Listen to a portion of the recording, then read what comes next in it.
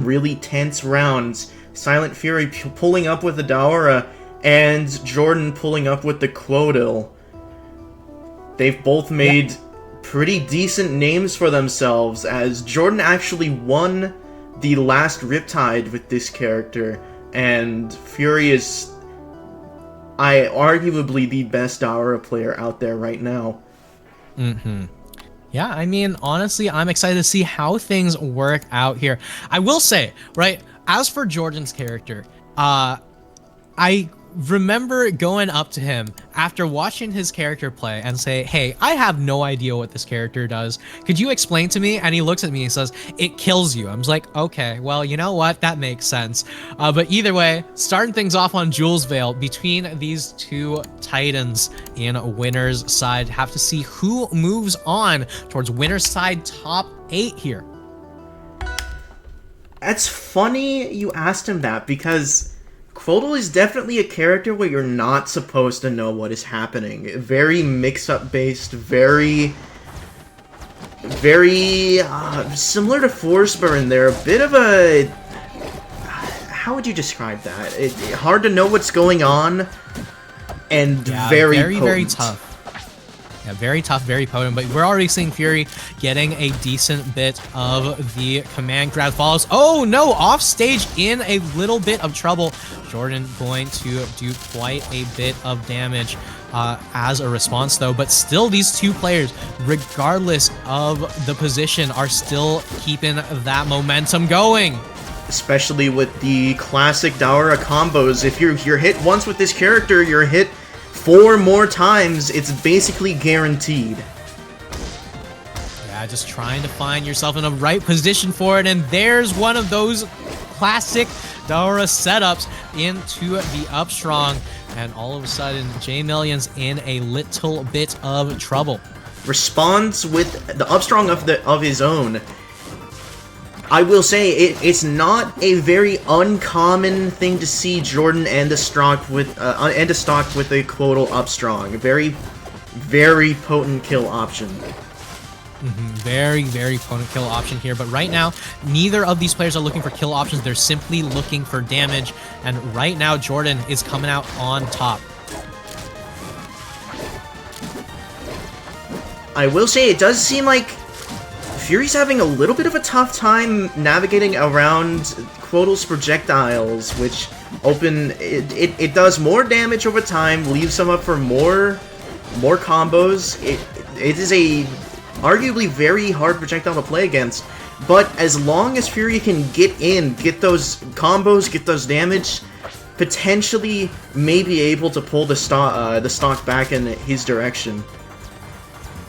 Yeah, I mean, you can see Jordan right now struggling to get back to stage, and the moment that I mention it, Fury now the one on the back foot and struggling here, but just air dodging away from these continued follow-ups. And I know I was saying that game 1s of these sets are usually the information gathering games, but these two are playing with what feels like game 5 energy.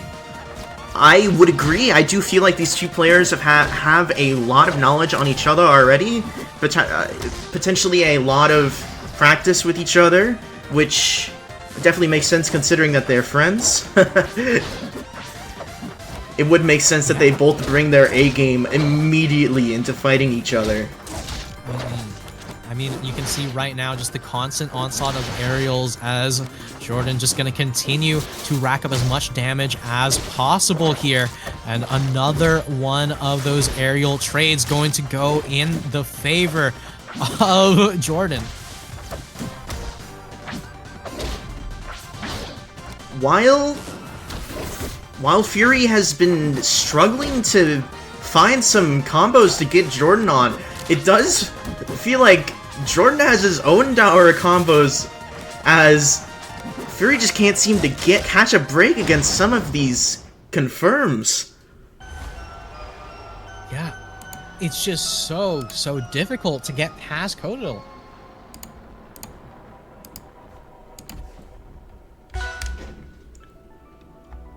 Moving on to game 2, we're bringing it to Tower of Heaven. Yet again, we're seeing a switch from a more neutral-heavy stage to one that could potentially lead to a little bit more pressure using the platforms. Yeah, I mean, the tri-plat layout still going to be very, very strong for both of these players. And we saw that Fury was just constantly going for a lot of these, you know, command grabs into aerial follow-ups. So it's a matter of being able to space around Qoedil's numerous combo starters around these platforms. That's right. And it does look like Fury finds an opening to one of the combos, but Jordan makes it out. Doesn't matter. Keeping up the pressure. Yeah, keeping up the both pressure players keeping as up the pressure. Qoedil is slowly building up in terms of percent. Fury on the Daora just not going to be backing away anytime soon, though. We're seeing the backer not quite able to land, but you can see just the mix-up game over and over and over again.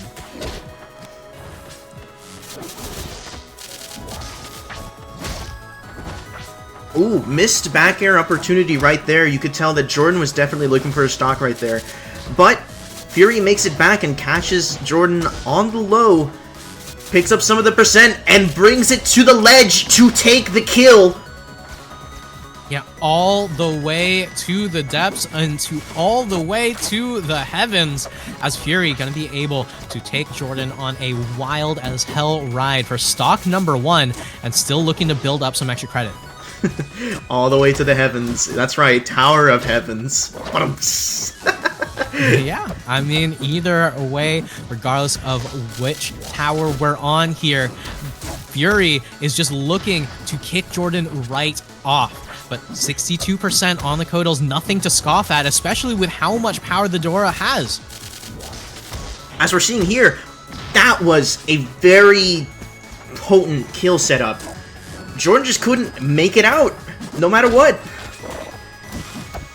Yeah, I mean, just could not make it out here, but right now it's still going to be another one of those grab chains here for Fury, just going at it again and again, hit after hit. Jordan right now just trying to play a little bit of keep away, trying to get out of these crazy confirms. It's like, you know what? I'm not playing Tekken. I don't want to have to fight King right now. But right now, Fury setting up a dynasty of his own. It does kind of feel like these confirms and combos are kind of programmed into these players, and it's very, I'd say, impressive to see them executed on stream in this kind of format. They've been practicing these characters for so long just to show off what they've learned, show off what they're able to do. Yeah, I mean, you can see that right now they're just going at it toe-to-toe. Jordan close to that triple-digit percents. But right now, you can see it only takes one opening for Qoedil to go crazy. But the stray down strong takes the game. Yeah, I mean, sometimes the only way to beat craziness is something that's super, super tried and true. Down strong going to be able to do it just fine. All right, game number 3, going over to Forest Floor. Fury and Jordan just constantly going at it, super, super close between these two players. We saw just how much damage the Daora can put out in game 2. We saw just how much the Qoedil can put out in game number 1. Game number 3 on Forest Floor, much closer blast zones than either of the two stages that were just played on. We're definitely going to be seeing some earlier kills, I'd say, on this stage, as these two characters ramp up damage super easily to get those nice confirmed kills. Yeah, super, super easily, super consistently. And it's not just a matter of the characters, it's also a matter of the players. As you can see, Fury just gets one opening, and all of a sudden, Jordan, very terrified. I'd say. Yeah, just from a few interactions, they're already at pretty much equal percent. It doesn't matter if Fury has that eye on them or not. They're gonna get these deep off-stage punishes. And yeah, what an incredible my lord charge read. Yeah, I mean, Fury right there just knew exactly where it was that Jordan was going to go. Throws a little bit of extra sauce on that up strong. But right now, it's not about the up strong. It's about the command grabs continuing. Fury has started up so much momentum and does not know how to stop. One more parry into down strong, still gonna be able to rack up more and more damage. Jordan in a little bit of trouble here is what I'd say if it wasn't a full stock down and almost a full lap in percent there. But now Fury gonna be able to take the stock lead once again. And what a commanding lead that is. It just feels as if Daora has these, Fury and Daora have these potentials to turn these games around and around and around in these circles where one interaction will just create these huge leads or make up huge deficits. Yeah, but right now you can see that Fury and Jordan are just still going at it. Triple digits on the Daora. Qoedil can absolutely take these, but right now it's just a matter of actually being in the position to net yourself a kill. The Daora just constantly running forward with that command grab, with all of this damage, with the up strong just barely whiffing, but you can see Fury looking for that kill. Dacus. No, not quite gonna work out. But in the end, you know, Fury still looking for that opportunity. It really just needs one hit.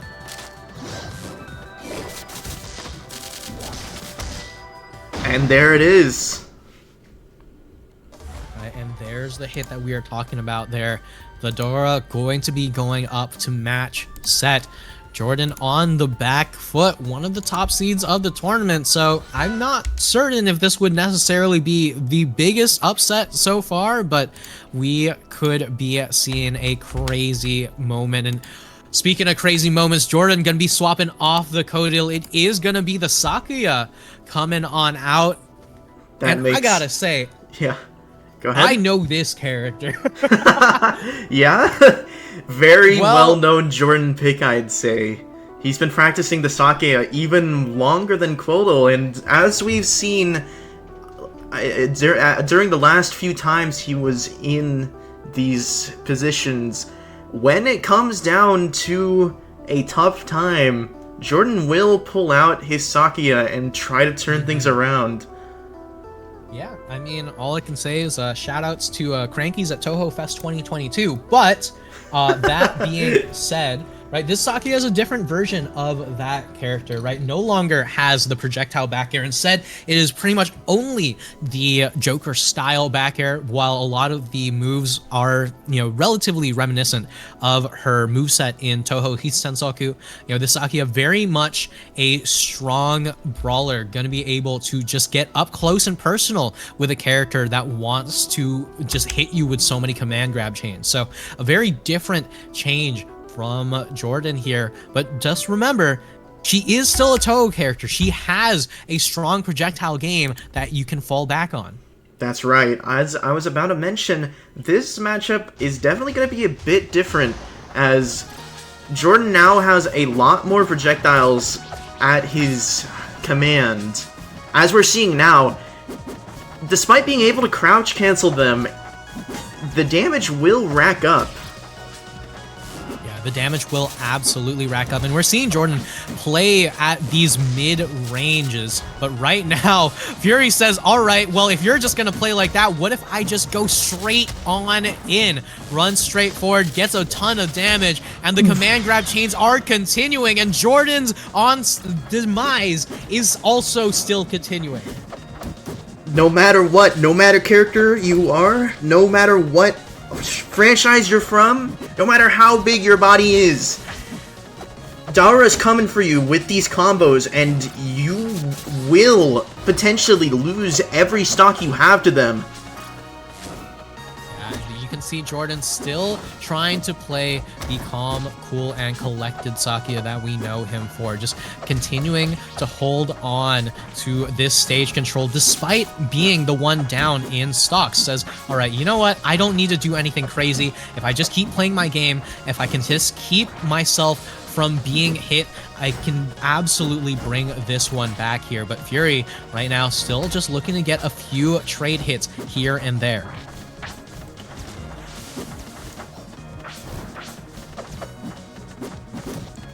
All right, and Jordan right now start still of something, looking, maybe?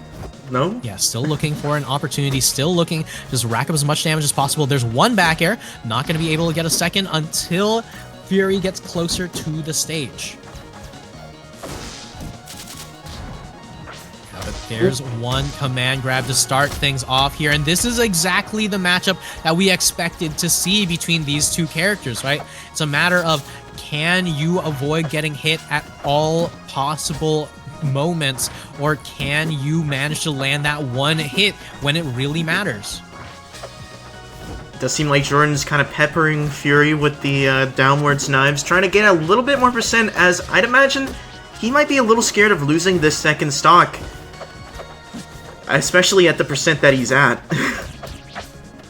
Yeah, definitely could be a little bit wary, but triple-digit percent. Jordan still not changing up the game plan, just playing those mid-ranges, just playing to hit with all the projectiles necessary.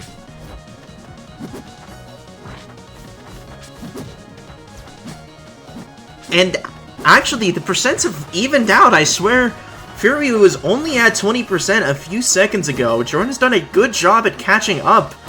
Maybe this is the kind of percentage lead now that he might need to take this back. Yeah, but you can see Jordan with these back airs just gonna continue to keep Fury off stage and in so much trouble here. And it's exactly what we were talking about earlier, Robo, where it's just a matter of keeping to that same game plan. And Fury also keeping to the same game plan as well. As long as I can hit Jordan once, I can absolutely kill him. But Jordan just trying to avoid getting hit at all. That's right. I feel like there's definitely a bit of a certain mindset that you need to go into while knowing that you're going to fight a Daora, because too many mistakes will lead to a game loss, and the fact that Jordan is playing so safe against Fury does say that I'm pretty sure that he's in control of just how fast he knows he's playing. Yeah, I mean, but the thing about having a game plan of just don't get hit is, while it's simple to say, it's hard to execute. Definitely Fury hard right in execution, now, that's still right. one hit away from netting that kill, but Jordan's still just gonna continue with the piecemeal hits over and over and over again. None of these projectiles getting parried, leaving Jordan in a very good spot, but any stray hit could kill. Looking for the back air. I think it was probably a safe option that Jordan stayed away from the approaching Daora trying to get back on stage, because one of those grabs could definitely mean losing the game. Will we see? No, misses the follow-up. Yeah, just does not pull correctly on that coin flip, but right now Jordan looking for the tried, the true, the classic forward air off of the knives there. And on one hand, you know, Fury just trying to gamble into the victory, and on the other hand, Jordan being, you know, financially responsible, just building up that percent lead bit by bit. That was definitely a tense game, as I do feel like both players were in a situation where any hit would have killed. Will we see the intensity stay into this Game 5 of Triple Pond? Yeah, only time will tell. But right now, Jordan versus SilentFuRi is going to go at it toe-to-toe. Game 5, winner's side life on the line here.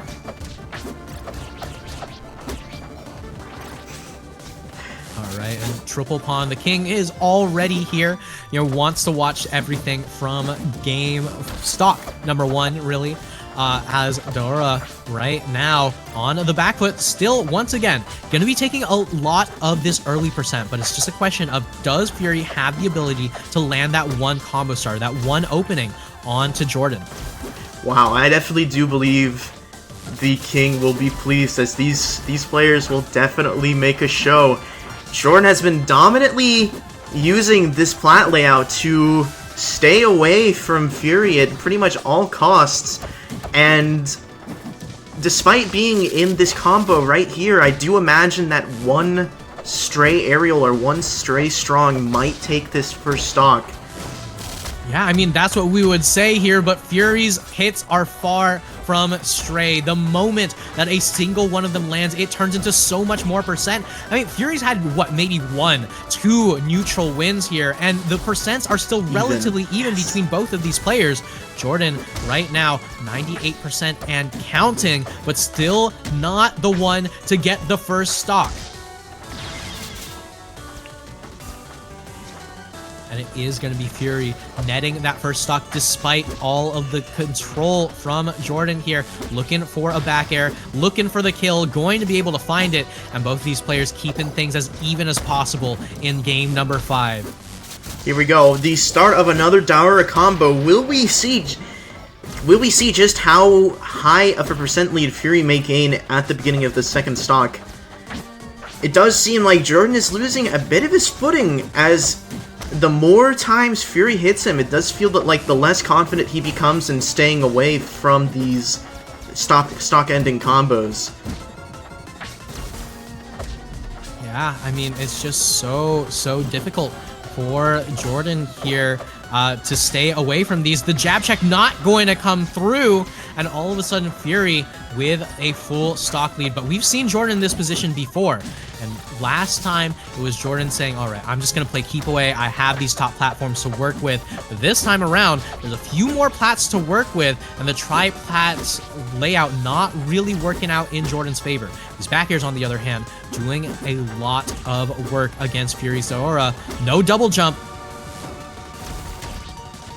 And I don't believe Fury will be able to come back from that. Nearly makes the tech and save! Gets back on stage.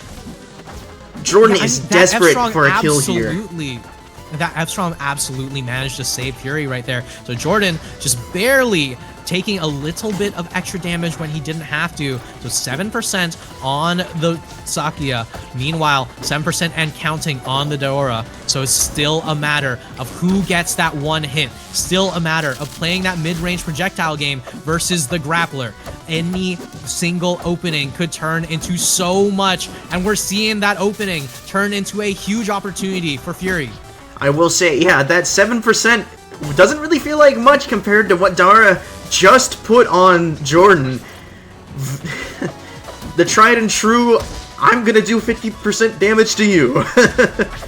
Yeah, but right now, you can see Jordan still looking to play some keep away, still looking to play. Actually, never mind, moves over to the brawling range here, and another one of those up tilts not quite going to lead into too much more damage, as both of these players are just looking for that one combo starter, that one final game finisher. A single opening will do it for either one of them.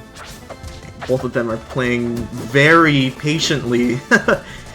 It appears they both know that one interaction could net them the win. And I do feel like if Jordan hadn't evaded that up air, that could have been Fury's win. And the up strong, the back hit takes the set. Yeah, and the full charge on the up strong from Fury, reading the air dodge, understanding that Jordan air dodged the last up air in the combo there and just barely managed to survive with that one. And Fury says, all right, you know what? I played against you time and time and time again.